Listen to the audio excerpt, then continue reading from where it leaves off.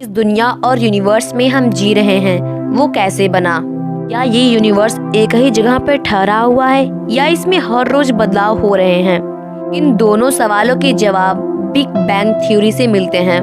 Belgium के scientist George's Lemaître ने 1927 में इस प्रिंसिपल को प्रपोज किया था। लेमेत्रे के बिग बैंग थ्योरी के मुताबिक आज से करीब 13 अरब साल पहले ब्रह्मांड में एक पॉइंट ही था और कुछ भी नहीं। मतलब कि हमारा पूरा का पूरा यूनिवर्स एक पॉइंट के रूप में पड़ा हुआ था और उसका टेम्परेचर अनबिलीवेबल हाई था। इस बेहद गर्म पॉइंट में हुए विस्फोट के बाद इसका हर मॉलिक्यूल्स, हर कण फैलता गया और यूनिवर्स बनता गया और आज भी यूनिवर्स में विस्तार जारी है। लेमेत्रे की थ्योरी देने के बाद फेमस साइंटिस्ट एडविन हबल ने इस थ्योरी को परखा और प्रमाणित किया था।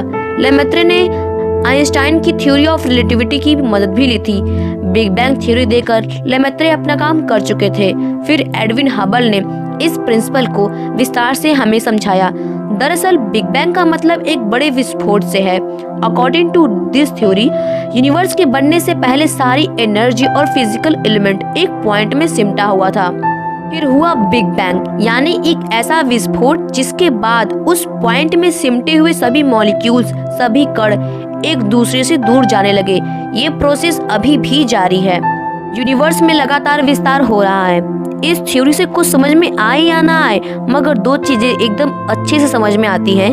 पहली कि यूनिवर्स की सारी गैलेक्सीज लगातार हमसे दूर जा रही हैं, और दूसरी जो गैलेक्सी जितनी दूर है उतनी तेजी से और भी दूर जा रही हैं। यूनिवर्स की स्टडी करने वाले मैक्सिमम साइंटिस्ट इस थ्योरी पर भरोसा करते हैं, बिकॉज अभी तक ऐसा कोई भी इंस्ट्रूमेंट मौजूद में नहीं बना है जिससे यूनिवर्स की शुरुआत के बारे में एकदम सटीक से कुछ कहा जा सके। मैथमेटिकल फार्मूला और मॉडल पर बेस्ड इसी थ्योरी के जरिए यूनिवर्स को समझने की कोशिश की जा रही है। हालांकि scientist cosmic microwave background principle के जरिए यूनिवर्स के लगातार विस्तार को देख सकते हैं। हाँ, कुछ साइंटिस्ट ऐसे भी हैं जो बिग बैंग थ्योरी को पूरी तरीके से खारिज भी करते आ रहे हैं। अगर बिग बैंग थ्योरी वास्तव में है तो अब एक और भी चीज दिमाग में आती है कि बिग बैंग से पहले क्या था। क्या उसके पहले यूनिवर्स था या फिर नहीं? तो डार्क मैटर, ब्लैक होल से लेकर यूनिवर्स की कई परतें खोलने वाले साइंटिस्ट स्टीफन हॉकिंग्स का मानना था कि बिग बैंग से पहले कुछ था ही नहीं। उनका मानना था कि आइंस्टाइन की थ्योरी ऑफ रिलेटिविटी के ही मुताबिक स्पेस और टाइम के इक्वेशन मिलकर ही लगातार स्पेस और टाइम को बनाए रखते हैं, जो कभी भी नहीं रुकने वाला एक प्रोसेस है, एक चक्र है। वे कहते हैं कि स्पेस और टाइम सपाट नहीं है, मतलब फ्लैट नहीं है, बल्कि एनर्जी और फिजिकल मैटर के दबाव के कारण ये आपस में घूम रहे हैं। दैट्स व्हाई इसे समझना बहुत ही डिफिकल्ट है, ये आसान नहीं है। उनका तो ये भी मानना था कि बिग बैंग से पहले टाइम का भी कोई एग्जिस्टेंस था ही नहीं।